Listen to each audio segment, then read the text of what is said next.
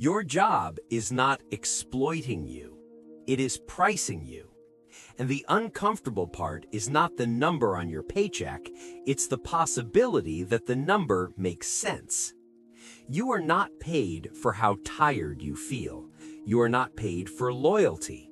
You are not paid for going the extra mile. You are paid for impact that is difficult to replace. If that irritates you, pause. The reaction says more about your position than about the system.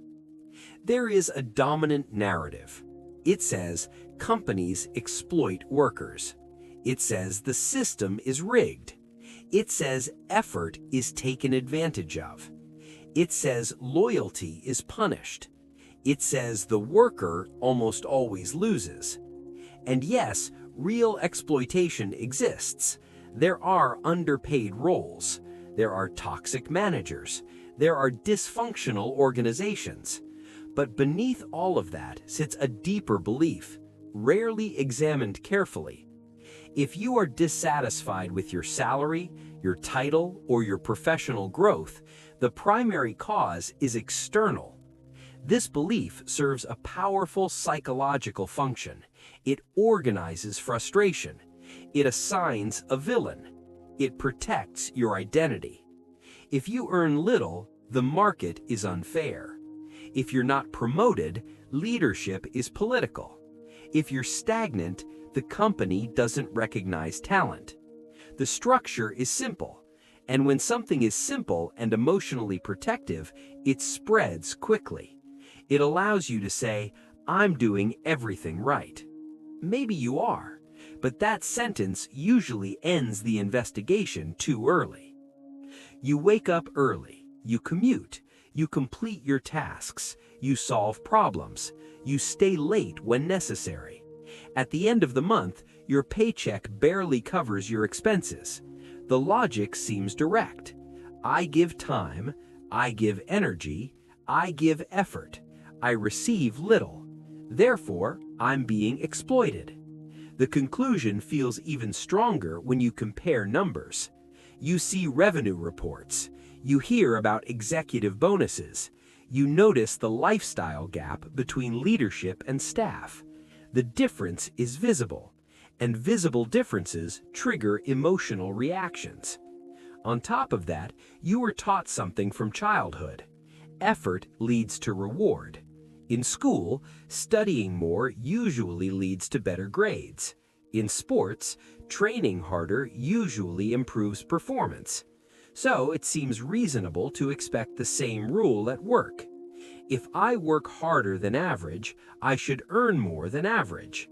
But the market does not measure effort. It measures something else. And this is where friction begins. The labor market does not pay for exhaustion. It does not pay for invisible sacrifice. It does not pay for emotional commitment. It pays for scarcity and perceived impact. If many people can do what you do at similar quality, your price is pressured downward. Your fatigue does not increase your leverage. The company does not negotiate with how tired you are. It negotiates with supply and demand. Imagine two professionals who both work extremely hard. One performs tasks that can be learned in a matter of weeks. The other solves specific problems that directly affect revenue, efficiency, or cost reduction. Problems that only a small group of people can solve. Both may feel equally exhausted at the end of the day. Their market value is not equal. This shifts the conversation from morality to structure. It is not about fairness, it is about replaceability. If you leave tomorrow and someone can step into your role quickly without measurable disruption, your bargaining power is low. If your absence creates financial loss or operational instability, your leverage changes immediately. The uncomfortable question begins to surface. Is your salary reflecting injustice, or is it reflecting how easily you can be replaced? Do not answer yet. Just notice the tension created by the question. Accepting this possibility threatens identity. If the system is entirely to blame, you are a victim of circumstances. If your strategic positioning influences your income, then responsibility becomes part of the equation, and responsibility weighs more than outrage. Automatic responses appear. But I do more than my job description. But I'm reliable. But they depend on me. But I've sacrificed for this company. Depend on you in what sense? Emotionally, operationally, or financially? There is a critical difference between being helpful and being difficult to replace. You can be dedicated and still be easily substituted. You can be hardworking and still generate limited, measurable impact. The market pays for what hurts to lose, not for what feels good to keep. That distinction is uncomfortable because it removes the idea of automatic merit. Without automatic merit, what remains is strategy. And strategy requires a different kind of self-examination. Now, imagine holding the exploitation narrative for 5 or 10 years. You continue demonstrating effort. You continue showing loyalty. You continue waiting for recognition to align proportionally with accumulated dedication.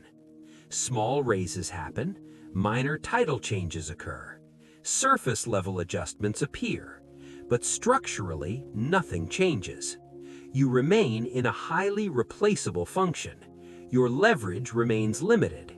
Your negotiating power does not expand. Frustration does not explode dramatically. It settles. It becomes part of your professional identity. You start repeating phrases. Companies don't value people. Hard work never pays off. It's all politics. The longer this continues, the harder it becomes to question the original premise, because questioning it would mean admitting that years were invested in a limited framework. That admission feels heavier than maintaining the complaint. Meanwhile, the market continues operating under the same impersonal rules. Scarcity creates leverage. Impact creates income. Replaceability reduces price. No anger, no personal attack, no moral drama. The outcome is rarely collapse. It is stable stagnation. And stable stagnation is dangerous precisely because it doesn't hurt enough to force change. It simply continues, year after year. Maybe your job is not exploiting you. Maybe it is reflecting your current market position inside a structure that does not negotiate emotions. This is not praise for the system. It is not denial of inequality. It is not justification of abuse. It is a structural hypothesis. If compensation aligns more with replaceability than with effort, the conversation shifts. It moves away from outrage. It moves towards positioning. But that shift removes the clear villain. And when the villain disappears, what remains is less dramatic: distributed responsibility. Perhaps your job is not a symbol of injustice. Perhaps it is a mirror that does not measure intention, a mirror that does not measure sacrifice, a mirror that does not care how committed you feel. It measures how much your absence would cost.